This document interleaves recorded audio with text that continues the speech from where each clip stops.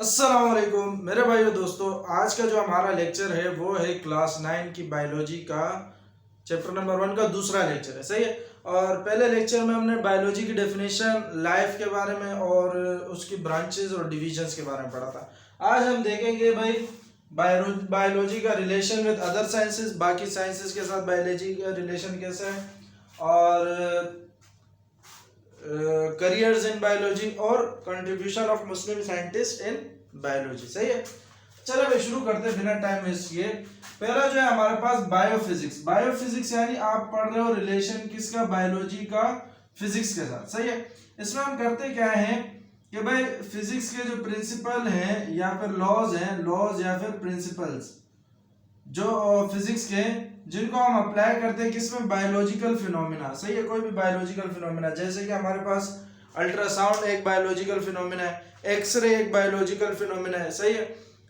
इस तरीके से और भी बहुत सारी चीजें हैं जिसमें हम किस चीज को इस्तेमाल करते हैं, अल्ट्रासाउंड और एक्सरे वगैरह में हम ये फिजिक्स के लॉज को इस्तेमाल कर रहे होते हैं। सही है। तो इन कामों में जो इस्तेमाल होता है ना, इस फील्ड को फिर हम बायोफिजिक्स का नाम देते हैं। सही है। जहाँ पे हम फिजिक्स के लॉज भी अप्लाई कर रहे होते हैं, लेकिन किस चीज के लिए अप्लाई कर रहे होते हैं, किसी बायोलॉजिकल फिनोमिना यानी किसी लिविंग ऑर्गेनिज्म के फायदे के लिए इस्तेमाल कर रहे होते हैं। सही है। अच्छा भाई, दूसरा हमारा बायोमैथमेटिक्स। सही है। यानी बायोलॉजी का रिलेशन मैथमेटिक्स के साथ, इसको हम दूसरा नाम बायोमेट्री भी कहते हैं। सही है। ये मैथमेटिक्स की वो ब्रांच है जिसमें लिविंग ऑर्गेनिज्म के बारे में डेटा इकट्ठा किया जाता है। सही है। जितना भी डेटा लिविंग ऑर्गेनिज्म के बारे में होता है कि भाई जैसे हमारे पास शेर कितने, मतलब कोई स्पीशी कितनी है, कितनी बच गई है और इसकी तादाद कितनी है। सही है। तो ये सारा जो होता है ना, ये हमारा बायोमेट्री का काम होता है, यानी बायोमैथमेटिक्स का काम होता है। सही है। इसमें हम लिविंग ऑर्गेनिज्म का डेटा कलेक्ट करते हैं। अगला आता है हमारा बायोकेमिस्ट्री। बायोकेमिस्ट्री में हम पढ़ते हैं उन मॉलिक्यूल्स के बारे में। केमिस्ट्री में आपने देखा होगा एटम्स, मॉलिक्यूल्स, इन चीजों के बारे में पढ़ते हैं। सही।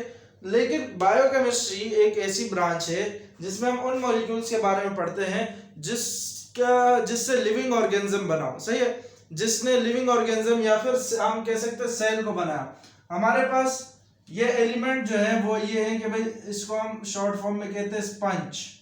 Sponge, SPONCH। ये हमारे पास वो एलिमेंट है जिससे हमारा सेल बना है, जिससे हमारी लिविंग ऑर्गेनिज्म बने, लिविंग बॉडी बनी है। सही। कौन कौन से, sulphur, phosphorus, oxygen, nitrogen, carbon और हाइड्रोजन, ये हमारे कहलाते हैं बायोमोलिक्यूल। सही है। तो इन बायोमोलिक्यूल्स और इसमें ये जो होते हैं, ये हमारे पास बनाते हैं ये जो प्रोटीन, कार्बोहाइड्रेट्स और लिपिड्स, ये इन्हीं मॉलिक्यूल एटम से बनते हैं। सही है। तो इनसे जो हमारे पास ये मॉलिक्यूल्स बनते हैं, प्रोटीन, कार्बोहाइड्रेट्स, लिपिड्स, सही है, अमाइनो एसिड वगैरह, इनको हम कहते हैं बायोमोलिक्यूल्स। तो आसान लफ्जों में यही है कि बायोमोलिक्यूल्स वो हैं, वो मॉलिक्यूल जिनसे कोई सेल जनरेट हो, यानी जिससे सेल बनता है या फिर हमारा लिविंग ऑर्गेनिज्म बनता है, जिन मॉलिक्यूल से, उसको हम बायोमोलिक्यूल्स कहते हैं। तो उन मॉलिक्यूल्स के अगर आप सिंथेसिस, यानी आप देखो कि भाई वो मॉलिक्यूल किस चीज से बने और उनके फंक्शन क्या है, तो वो फील्ड कहलाएगी बायोकेमिस्ट्री। ये आप देख सकते हैं, it deals with synthesis and function of biomolecules. Biomolecules के बारे में जिससे क्या होता है, विच कंस्टिट्यूट्स लिविंग ऑर्गेनिज्म और सेल। कंस्टिट्यूट का मतलब बनाना। सही है। तो बायोमोलिक्यूल वो मॉलिक्यूल होते हैं जिससे लिविंग ऑर्गेनिज्म या फिर सेल बना हुआ होता है। सही है। तो उन बायोमोलिक्यूल्स के फंक्शन और सिंथेसिस के बारे में पढ़ना होता है। सही है। इस फील्ड को हम कहते हैं बायोकेमिस्ट्री। अब आते हैं बायोजियोग्राफी। सही है। तो बायो तो है ही, लाइफ, जियोग्राफी यानी कुछ नक्शे वगैरह की बात की जा रही है। इसमें हम पढ़ते ये है कि भाई हमारे कौन से लिविंग ऑर्गेनिज्म जमीन के किस हिस्से में पाए जाते हैं, ये सारी जो स्टडी होती है इसको हम बायोजियोग्राफी कहते हैं। सही है। जैसे ऊंट ज्यादातर सहराओं में पाए जाते हैं, मछलियां समंदर में पाई जाती है। सही है। इस तरीके से टेरेस्ट्रियल एनिमल यानी जमीन वाले भी होते हैं। सही। तो ये सारे जो लिविंग ऑर्गेनिज्म को जमीन के मुख्तलिफ हिस्सों में बांट देता है। सही है। तो उस फील्ड का नाम होता है बायोजियोग्राफी।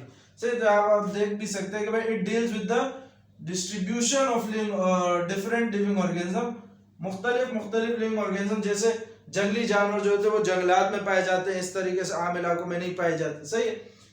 तो मुख्तलिफ किस्म के जो लिविंग ऑर्गेनिज्म हैं उनको मुख्तलिफ किस्म के जियोग्राफिकल रीजन यानी ज़मीन पे जो मुख्तलिफ हिस्से हैं, जैसे जंगल हो गया, सहरा हो गया, पानी हो गया, सही, ये मुख्तलिफ जियोग्राफिकल रीजन होते हैं, सही है, वर्ल्ड के। तो इसमें क्या समझ आया आपको कि भाई जो मुख्तलिफ किस्म के जानवर है उनको मुख्तलिफ किस्म हिस्सों में डिवाइड किया करना, ये हमारा स्टडी कहलाते हैं बायो जियोग्राफी, सही है। अच्छा, अगला आता है बायो इकोनॉमिक्स। इकोनॉमिक्स का क्या है? इकोनॉमिक्स सुनते ही जहन में आ जाना चाहिए कि भाई पैसे वगैरह के बारे में बात हो रही है। तो इस ब्रांच में वो उन एनिमल्स के बारे में स्टडी करते हैं जो कि हमारे पास प्रोडक्शन में अवेलेबल हो, सही है, यानी वो एनिमल जो जिससे कुछ ना कुछ प्रोडक्शन होती हो।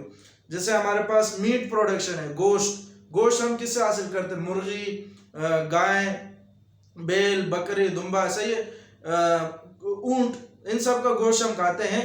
तो मीट प्रोडक्शन हो गया, मिल्क प्रोडक्शन हो गया, सही है, दूध जैसे गाय से दूध हम हासिल करते हैं तो उसको बेचते हैं तो उससे भी पैसा आता है, सही है।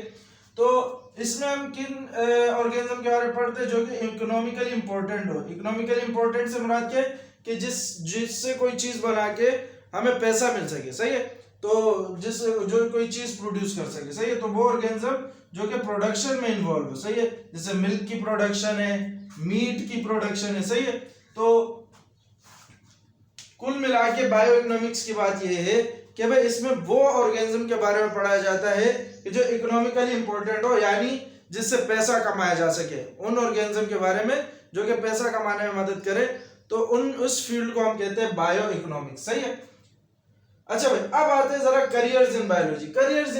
बायोलॉजी में बहुत सारे करियर्स हैं, जिसमें आपने मेन तो आपने यही सुना होगा डॉक्टरी के लिए, लेकिन डॉक्टरी के अलावा भी इसमें बहुत सारे करियर्स हैं, सही है। तो जो आपका डॉक्टरी वाला है वो आ जाता है आपका मेडिसिन में क्या होता है कि भाई किसी भी डिजीज यानी बीमारी की डायग्नोसिस की जाती है, डायग्नोसिस यानी तशखीस यानी पता लगाया जाता है और उसकी ट्रीटमेंट की जाती है, तो ये हमारे डॉक्टर लोग करते हैं, सही है। फिर एक सर्जरी भी इसी की बायोलॉजी का ही करियर है। सर्जरी में होता है कि हमारे जो सर्जन होते हैं वो बॉडी पार्ट जो हमारे अंदर बॉडी पार्ट है, अगर वो खराब है तो या तो उसको रिप्लेस करते या फिर रिपेयर करते या फिर हटा ही देते, सही है। रिप्लेस करना मतलब एक को हटा के दूसरा लगा देना, सही है, और रिपेयर करना मतलब उसमें कुछ काम वाम करके सही कर देते हैं, और या फिर बिल्कुल हटा ही देते हैं, सही है।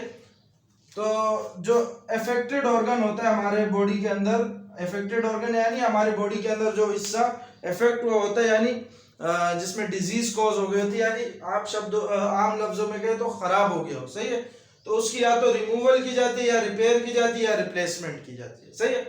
ये हमारे सर्जन लोग करते हैं काटम पीटी करके। अच्छा भाई, अगली जो करियर है वो है हमारा एग्रीकल्चर। तो भाई एग्रीकल्चर उर्दू में कहे तो ज़राअत, सही है। ज़राअत में होता क्या है कि भाई हमारे पास जो फसलें उगाते हैं, अच्छा फसलों से आपको क्या समझ आता है? फसल को क्रॉप, इंग्लिश में क्रॉप कहते हैं, उर्दू में फसलें, सही है। देखो फसल उसको कहते हैं कि जब आप बहुत ज़्यादा तादाद में किसी चीज़ को उगाएं, किसी पौधे को बहुत ज़्यादा तादाद में, मान लो आपने आपके पास एक कनाल की ज़मीन है और उस पूरे एक कनाल की ज़मीन पे आपने सिर्फ एक ही किस्म का पौधा उगाया हुआ है, आपने एक ही किस्म की फसल उगाई है, तो उसको आप फसल कह सकते हो, क्रॉप कह सकते हो, सही है। लेकिन ये नहीं है कि आप उसमें 3-4 पौधे एक चीज़ के, 3-4 दूसरे के, 3-4 तीसरे के, वो फिर आपकी फसल नहीं कहलाएगी, वो क्रॉप नहीं कहलाएगी, सही है। अच्छा भाई, तो एग्रीकल्चर में हम करते क्या है कि भाई क्रॉप्स की प्रोडक्शन करते हैं, वेरियस बहुत सारी वेराइटीज, यानी अलग अलग वेराइटीज के जो क्रॉप्स होते हैं, जैसे गेहूं हो गए, चावल हो गए, सही है। तो अलग अलग क्रॉप्स के जो प्रोडक्शन करते हैं, सही है। फ्रूट्स के ऐसे प्रोडक्शन करते हैं, इसमें वेजिटेबल्स की प्रोडक्शन करते हैं, डेयरी प्रोडक्ट्स के प्रोडक्शन करते हैं, सही है।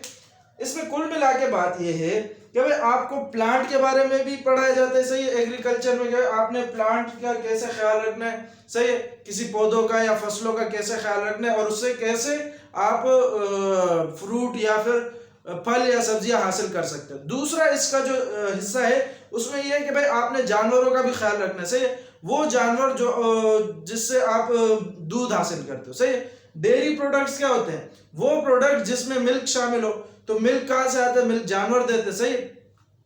तो एग्रीकल्चर में हमें डेयरी प्रोडक्ट्स बनाने में भी बताया जाता है। तो डेयरी प्रोडक्ट्स कौन से होते हैं, जैसे मक्खन हो गया, दही हो गया, सही है, ये सारे डेयरी प्रोडक्ट्स होते हैं क्योंकि इसमें दूध शामिल होता है। तो कुल मिला के बात ये है कि भाई इसमें प्लांट्स के बारे में भी है एग्रीकल्चर में और एनिमल्स के बारे में भी है, सही है। तो इस एग्रीकल्चर के फिर दो हिस्से हो जाते हैं।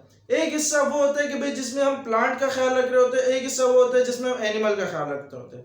तो जिसमें प्लांट का के बारे में पढ़ते हैं, ख्याल रखते हैं उनका, वो हमारा कहलाता है हॉर्टिकल्चर, और जिसमें एनिमल के बारे में होते हैं वो हमारा कहलाता है एनिमल हस्बेंड्री, सही है। तो हॉर्टिकल्चर क्या है बेसिकली कि भाई इसमें हम डेवलपमेंट करते हैं new varieties of plants and their product, सही है।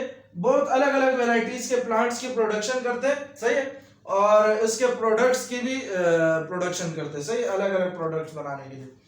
और एनिमल हस्बेंड्री में क्या होता है कि भाई इसमें हम केयर करते हैं, ब्रीड करते हैं, ख्याल रखते हैं किसका, एनिमल्स का, जो कि हमारे लिए फायदेमंद हो, सही है, जो कि इंसानों के लिए फायदेमंद हो, सही है।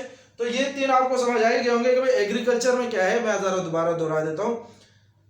एग्रीकल्चर में क्या है कि भाई आपने फसलों वगैरह का ख्याल किस तरह ख्याल रखा जाता है वो आपको बताया जाता है, और जो मवेशी है हमारी, बेसिकली जो मवेशी है उसका कैसे ख्याल रखा जाता है वो आपको बताया जाता है, क्योंकि मवेशी से हमें दूध हासिल होता है, सही, और उस दूध से हम प्रोडक्ट्स बनाते हैं। तो दूध से जो प्रोडक्ट्स बनते हैं उसको हम डेयरी प्रोडक्ट कहते हैं, सही है।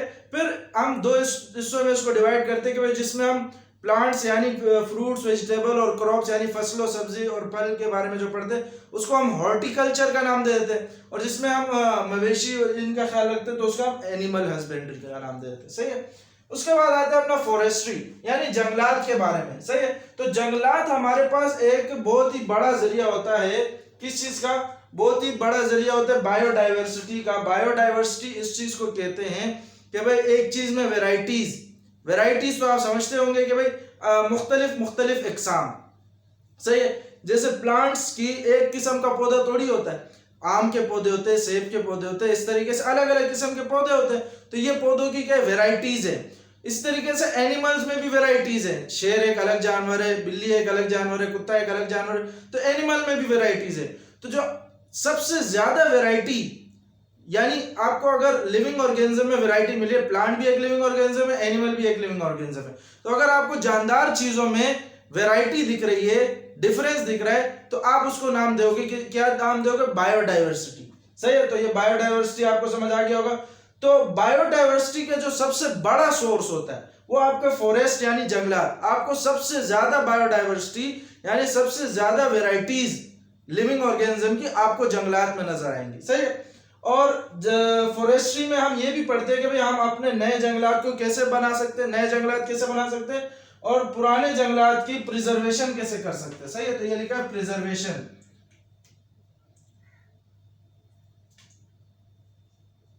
पुराने जंगलात की प्रिजर्वेशन कैसे करनी है और नए जंगलात कैसे ग्रो करने, तो ये सारा हमें फॉरेस्ट्री में सिखाया जाता है, सही है। इसके बाद आता है हमारे पास फार्मिंग करना, सही है। तो फार्म आपको पता है कि भाई बहुत सारे फार्म होते हैं, जैसे फिश फार्म होते हैं जहाँ पे मछलियों को पाला जाता है, तालाब वगैरह में फिश फार्म कहलाता है। कैटल फार्म यानी मवेशी वगैरह जहाँ पाली जाती है। पोल्ट्री फार्म यानी जहाँ मुर्गियाँ वगैरह पाली जाती है, सही। तो इसमें इन बहुत सारे मुख्तलिफ फार्म्स के बारे में बताया जाता है इस फार्मिंग के करियर में, सही है। तो आपको मैंने कितने करियर बताया, 1 2 3 4 5 6 7, सही है। अब जरा आगे बढ़ते हैं।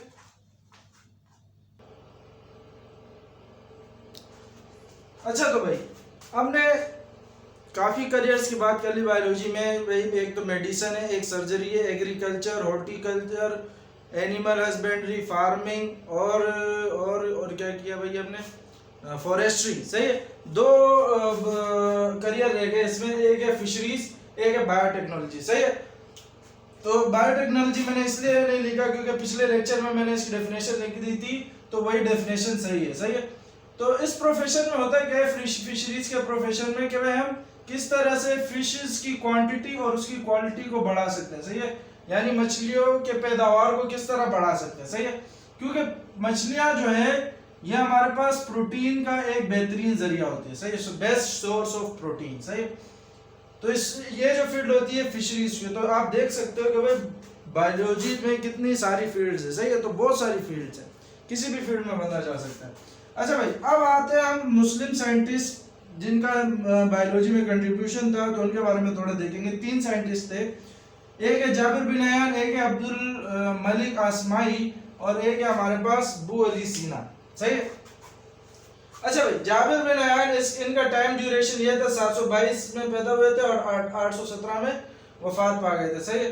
तो he was born in Iran में पैदा हुए थे। इसने बहुत सारी बुक्स लिखी थी प्लांट्स और एनिमल्स पे, और इनकी 2 बड़ी फेमस बुक है, अल नबातियात और एक अल हैवान। सही, नबातियात जो है वो प्लांट पे, अल हैवान जो है वो एनिमल पे। सही है।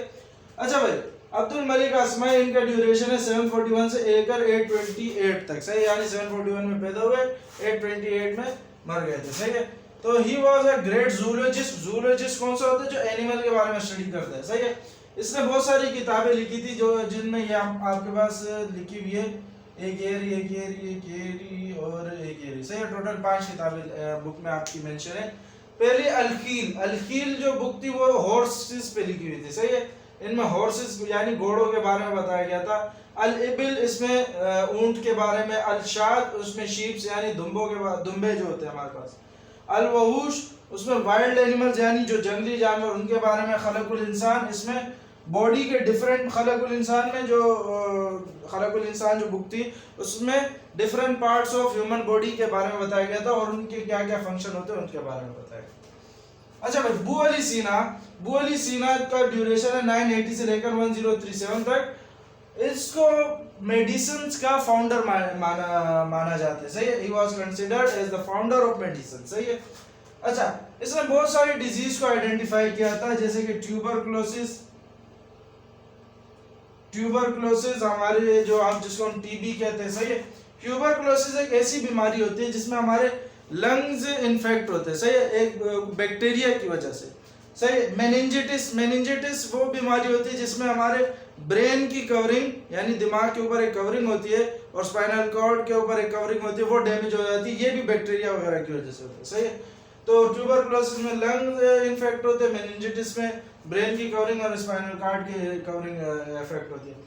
और बाकी बहुत सारे इन्फ्लेमेशन यानी सूजन वगैरह के बारे में बताया गया था। तो इसने बहुत सारी बीमारियों को आइडेंटिफाई कराया था। सही है। शनाख्त कराई थी उनकी। He also worked in the field of mathematics, astronomy, physics, paleontology and music. इनमें से एक भी बताने की जरूरत नहीं, सारे आपको पता है। एस्ट्रोनॉमी, बाकी एस्ट्रोनॉमी खाली ये वो होते हैं जो खिला में जो चीज़ें होती हैं उनके बारे में जो स्टडी करते हैं, यानी चांद तारे वगैरह के बारे में, उसको कहते हैं astronomy. He wrote books like अल कानून फिल तिब अल शिफा। इनकी 2 किताबों का नाम है अल कानून और फिल तिब अल शिफा। तो ये था हमारा बायोलॉजी का दूसरा लेक्चर, जिसमें हमने देखा relation of biology with other sciences, careers in biology, contribution of Muslim scientist in biology. सही है। अब हम अपने अगले लेक्चर में इंशाल्लाह इस चैप्टर को मजीद आगे बढ़ाएंगे। सही है। और मजीद 2-3 लेक्चर में इस चैप्टर को ख़त्म करने की कोशिश करेंगे। तो इसके नोट्स बनाएं, इसको अच्छी तरह से प्रिपेयर करें, इसकी तैयारी करें। तब तक के लिए अपना ख्याल रखें। अल्लाह हाफिज़।